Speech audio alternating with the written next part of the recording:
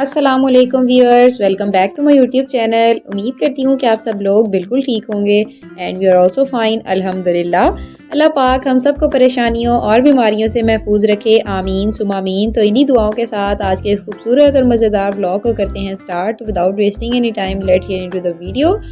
आज के इस व्लॉग में मैंने आप लोगों के साथ अपना लॉन्ग डिस्टेंस रिलेशनशिप का एक्सपीरियंस शेयर करना है, ताकि आप लोग सब लोगों को जो है वो एक आइडिया और एक अंडरस्टैंडिंग डेवलप हो जाए कि इज़ इट गुड और बैड फॉर यू।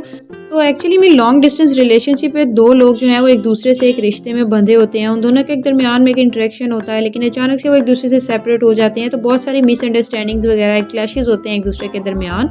लेकिन ये आपका एक पेशेंस टेस्ट होता है, ये आपके लव को एक टेस्टिंग होती है कि आप लोग एक दूसरे के साथ कितने लॉयल हैं, आप लोग एक दूसरे को कितना अच्छे से समझ सकते हैं। तो जिन लोगों का तो कोई प्रीवियस रिलेशन रह चुका हुआ होता है या उनके दरमियान में कोई अंडरस्टैंडिंग होती है, तो वो तो इस चीज़ को अच्छी तरह से फेस कर जाते हैं।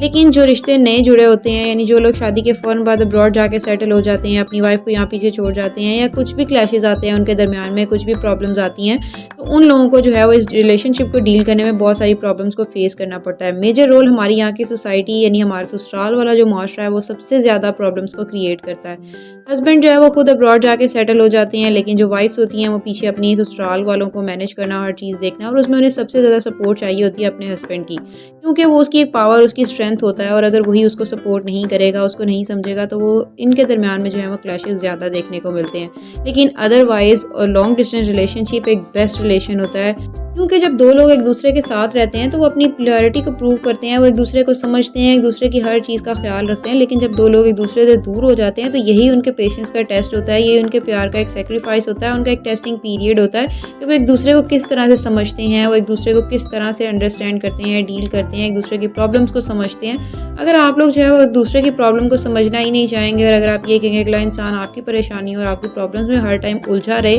और आप हर टाइम उसके साथ जो है वो परेशानी वाली बातें करेंगे, अब हर टाइम उसके साथ अपनी प्रॉब्लम्स को शेयर करते रहेंगे, अपनी जो है वो डिस्ट्रैक्शंस उसके लिए सामने देते रहेंगे, तो वो किस तरह से आपके लिए जो है वो टाइम निकालेगा।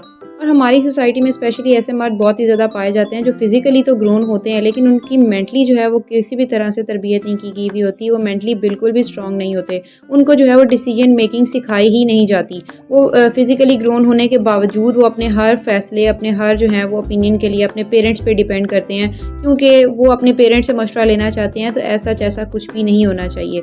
अगर आपने शादी की है, आपने एक प्रॉपर रिस्पॉन्सिबिलिटी उठाई है, तो आपको अपने ज़िंदगी के फ़ैसले लेने का हक़ खुद होना चाहिए। आपको इतनी समझ होनी चाहिए कि मैंने अपनी प्रॉब्लम्स को कैसे डील करना है, मैंने अपने लाइफ में आगे कैसे बढ़ना है, मैंने अपने आने वाली हर प्रॉब्लम को कैसे फ़ेस करना है। तो खैर, हमेशा एक दूसरे को समझने की कोशिश किया करें, अपने दरमियान में आने वाली प्रॉब्लम्स को बड़ा ना किया करें, बल्कि उनको सॉल्व करने की कोशिश किया करें। हमारी सोसाइटी में डिवोर्स रेट बहुत ज़्यादा हो रहा है, क्योंकि लोगों में सब्र ख़त्म होता जा रहा है, लोगों में पेशेंस बिल्कुल भी नहीं है।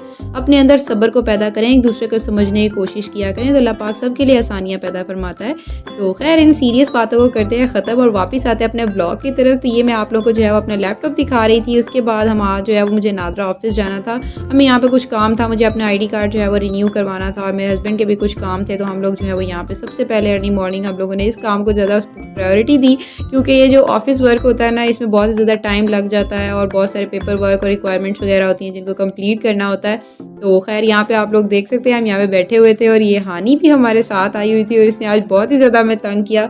लेकिन खैर, बच्चों के साथ जो है वो हर चीज़ को मैनेज करना पड़ता है, और यही जो है वो एक अच्छी पेरेंटिंग लाइफ होती है। उसके बाद जनाब, हर रोज़ की तरह आज भी हमारा आउटिंग का प्लान था, और हम लोग यहाँ पे जो है वो बेकरी आए हुए थे। हमें यहाँ से कुछ चीज़ें चाहिए थी, हम किसी की इयादत के लिए जा रहे थे, तो बस हम लोगों ने जो है वो फटाफट से अपनी हर चीज़ को परचेज़ किया। पे मुझे केक पसंद आया था, हमने वो लिए, और कुछ और 2-4 चीज़ें लेने के बाद हम लोग यहाँ पे निकल चुके थे। और उसके बाद हम लोग घर वापस आए, सामान वगैरह हमने रखा, आनी को रेडी किया, खुद भी मैं रेडी हुई, और उसके बाद हम लोग चल दिए थे उनके घर की तरफ। ये आप लोग अभी देख भी रहे होंगे। माशाल्लाह आनी बहुत ही क्यूट लग रही थी आज। आनी ने जो है वो न्यू ड्रेस ये किया था। उसके बाद हम लोग चल दिए थे अपने सफ़र की तरफ। उससे वापस आने के बाद जो है वो कुछ भी रिकॉर्ड करने का मूड नहीं था। हानी की तबीयत जो है वो कल रात से कुछ ठीक नहीं है।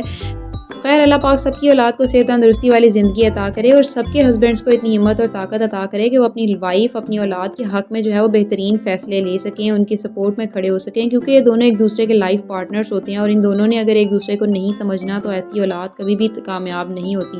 जहाँ पर पेरेंट्स एक दूसरे को नहीं समझते, पेरेंट्स एक दूसरे की प्रॉब्लम्स को नहीं समझते, वहाँ पर औलाद कभी भी आपको नहीं समझ सकती। तो खैर, इन्हीं दुआओं के साथ आज के ब्लॉग को करते हैं एंड। तो thank you so much for watching the blog, and अल्लाह हाफिज़। That's it for today.